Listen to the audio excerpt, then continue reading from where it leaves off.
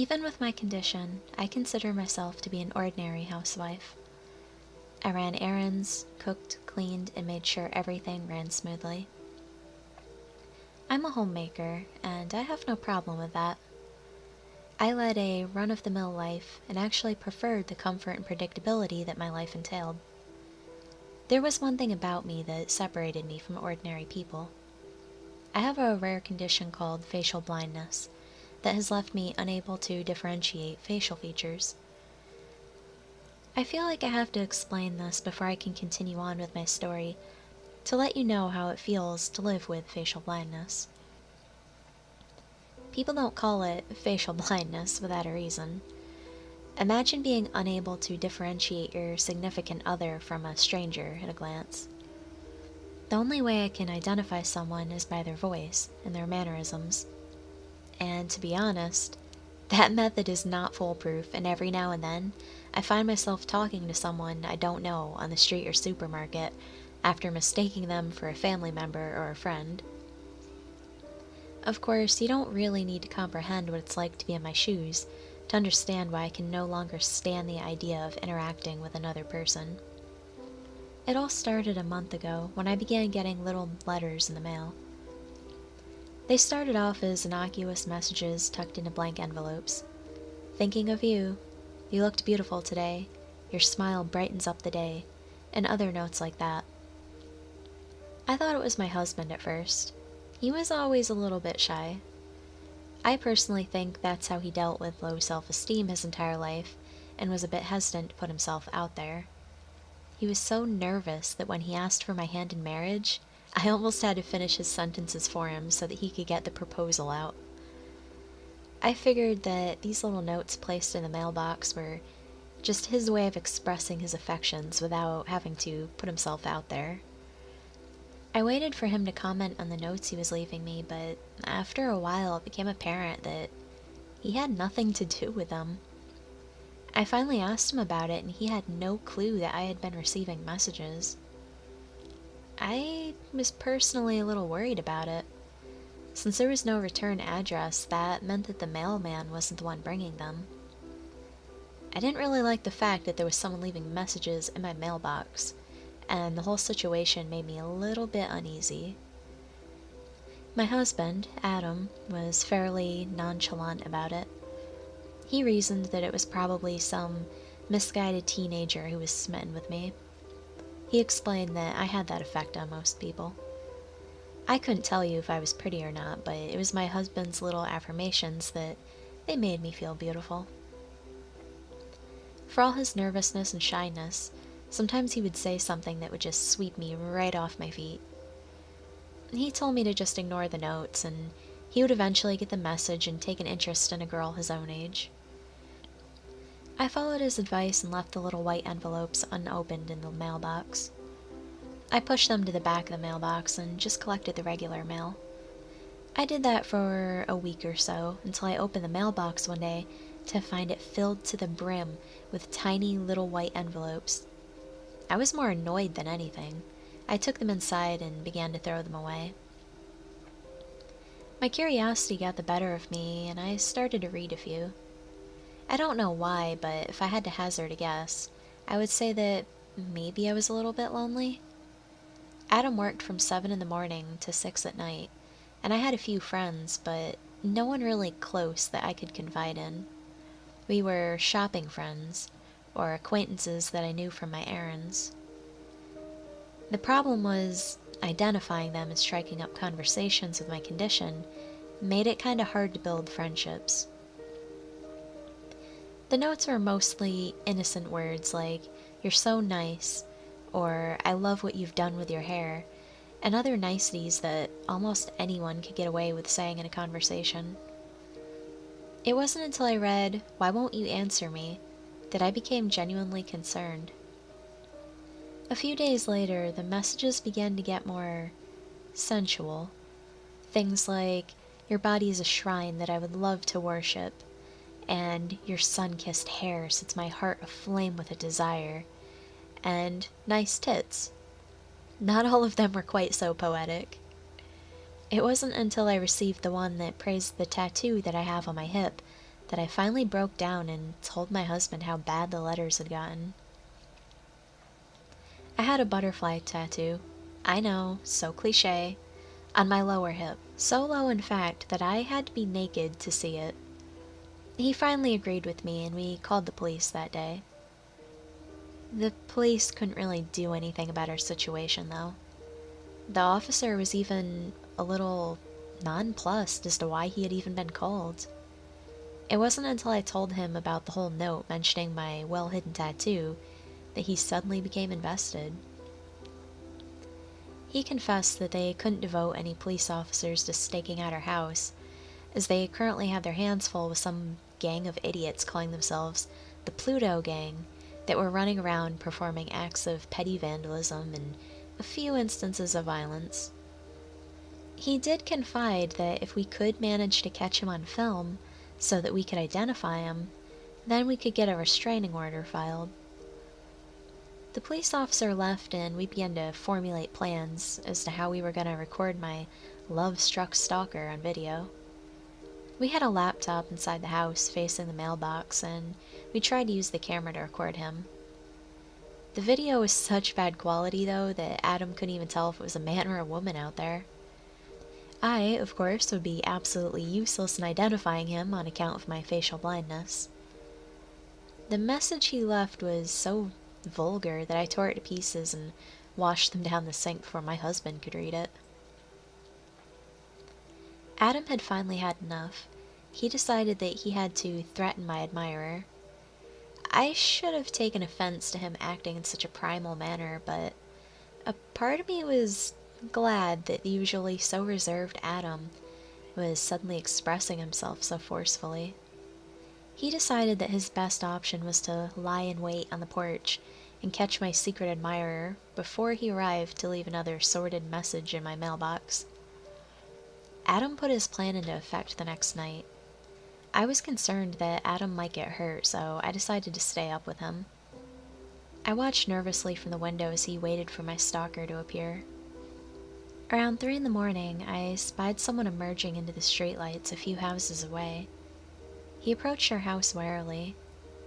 He seemed to be of average build, and he gave furtive movements, afraid to be spotted or something. I can't describe him more than that. My husband waited until he opened the mailbox, and then he sprinted from his hiding spot on the porch towards him. He waved his baseball bat threateningly at the man who took off. My husband gave chase, and the last I saw of them, they were vanishing into the darkness where the streetlights failed to provide illumination.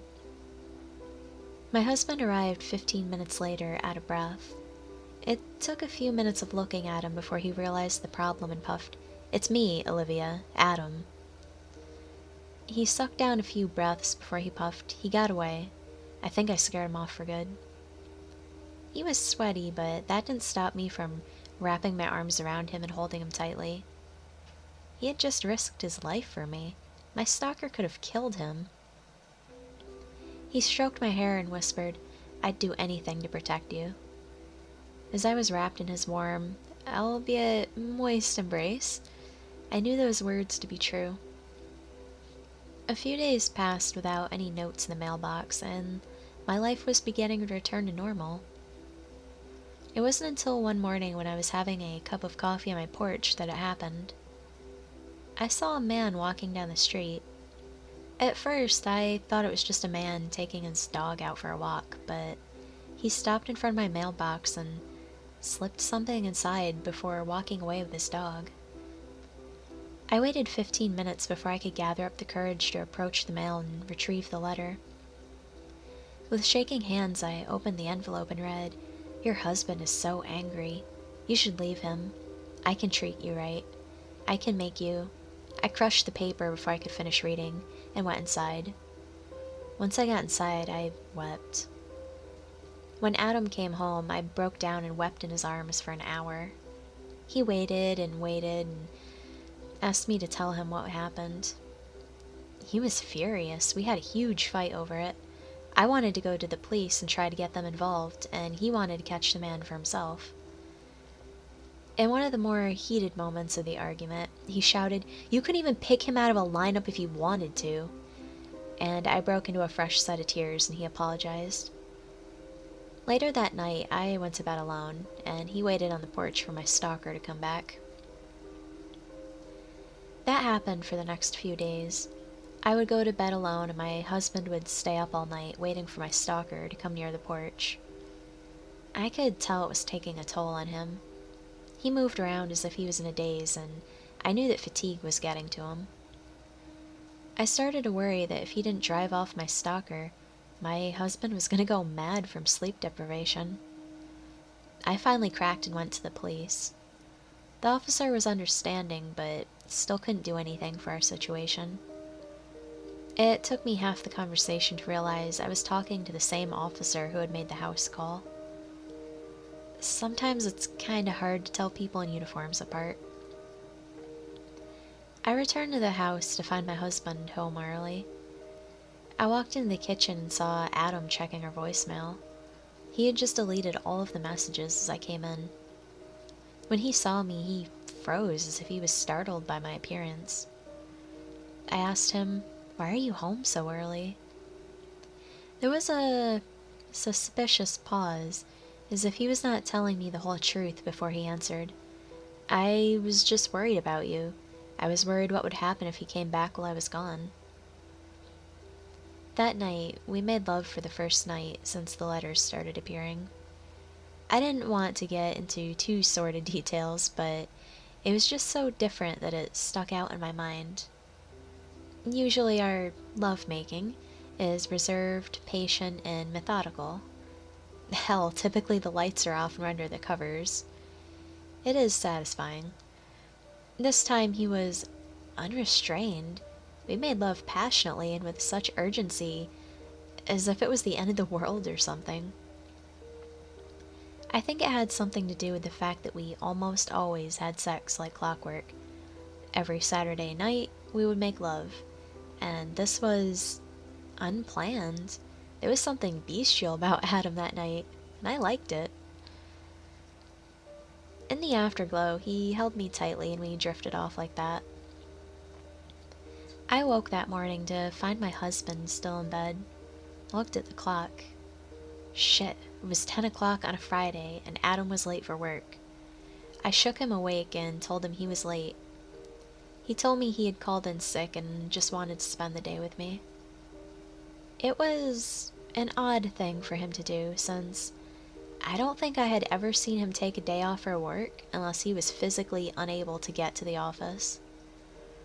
It was completely unexpected, but a welcome event nonetheless. Something was a little off about Adam today, though. He was a bit more clingy than usual.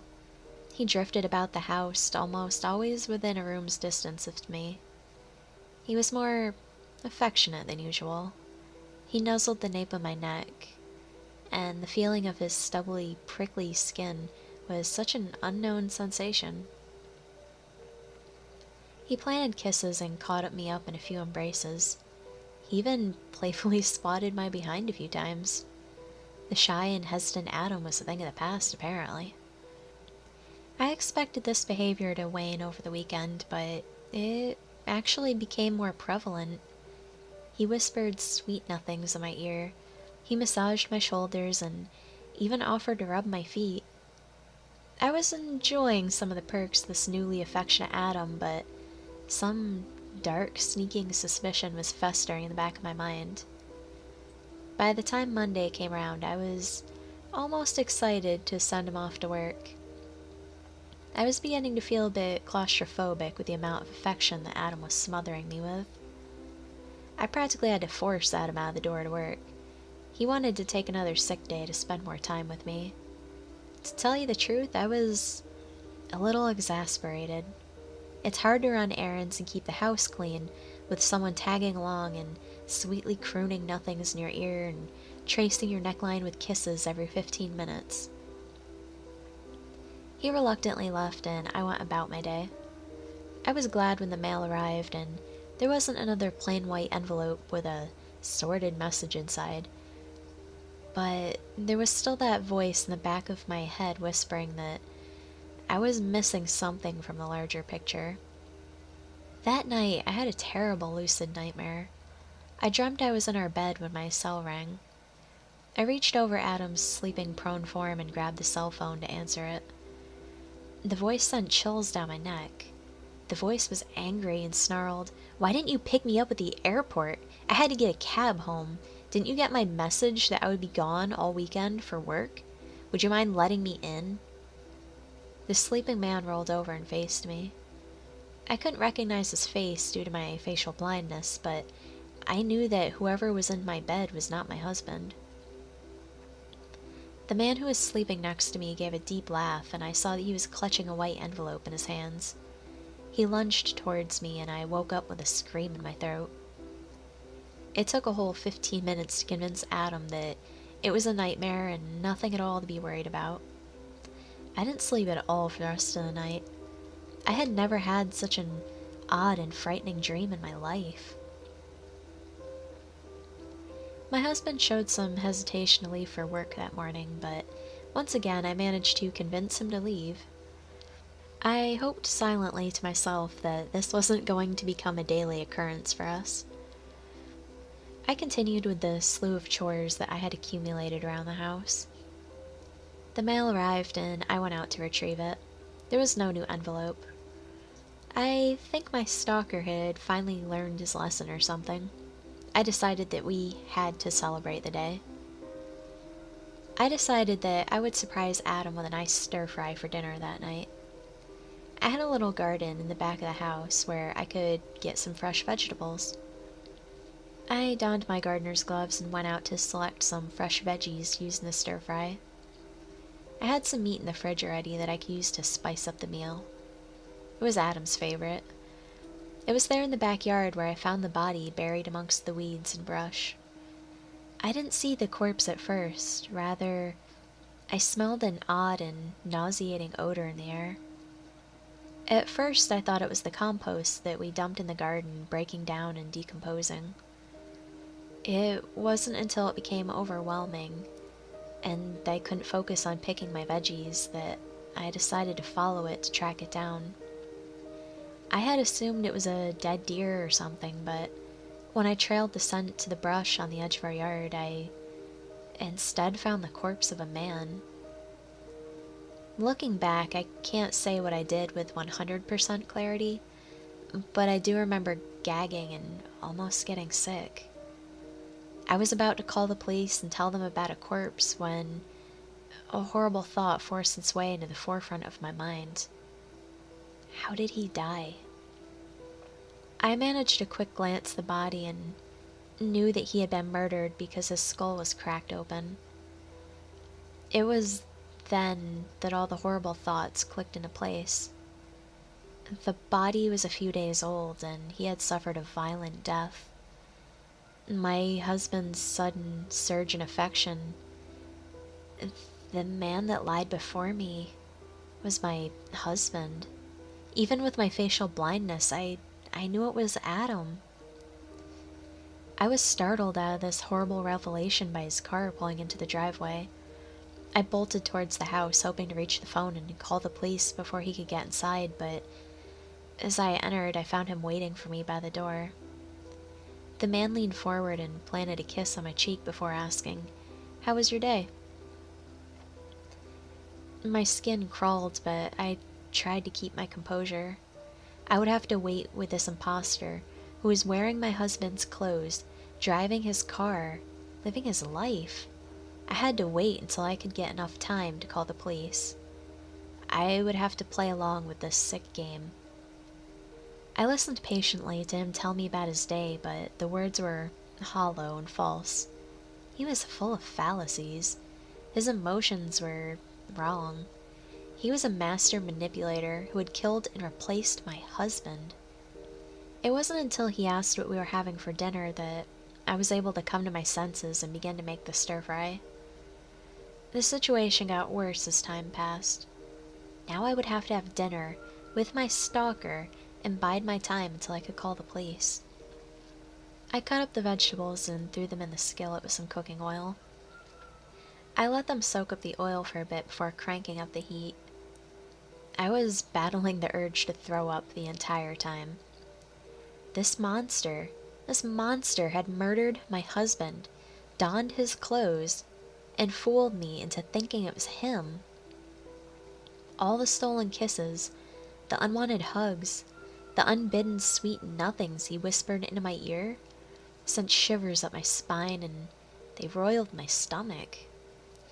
I thought about turning the knife on him and fending him off while I phoned the police, but I wasn't hopeful about making out of the house alive if I tried that. He had already killed Adam.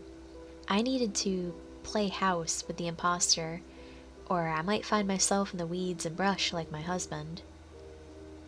My best bet was to continue with my stalker's sick fantasy of a happy relationship.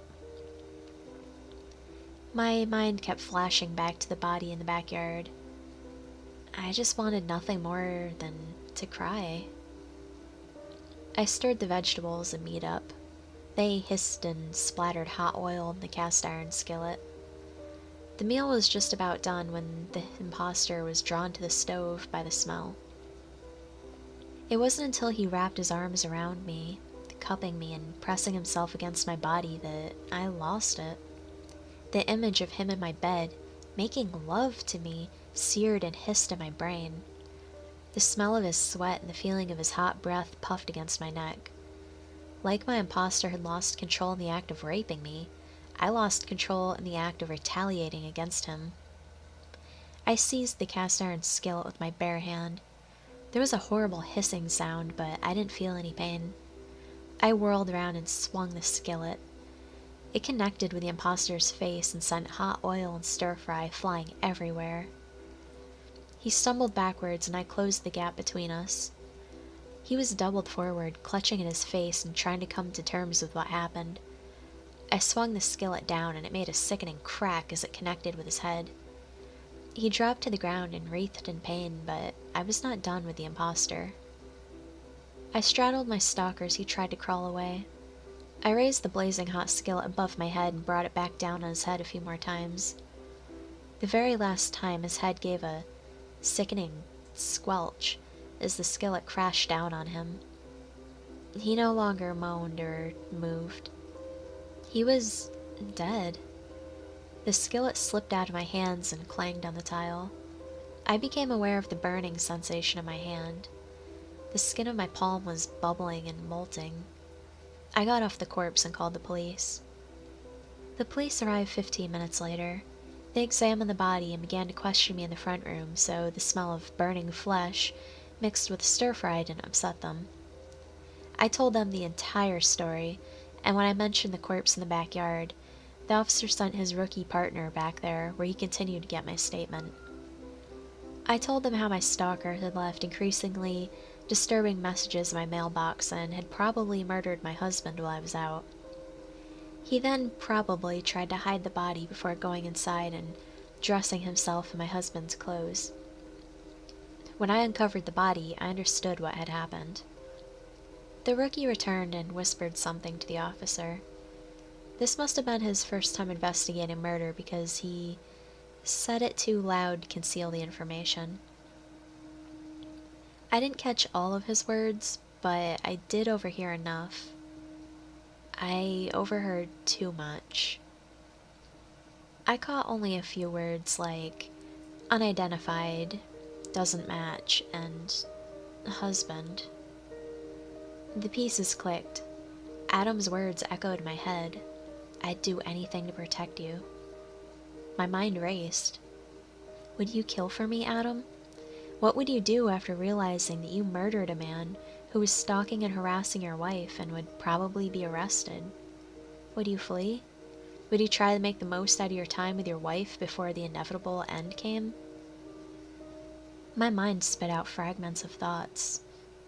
The clingy attitude, the desire to spend all of his time with me, the frantic lovemaking, the skillet connecting with a sickening squelch, the scalding oil splashing on my arms and his face.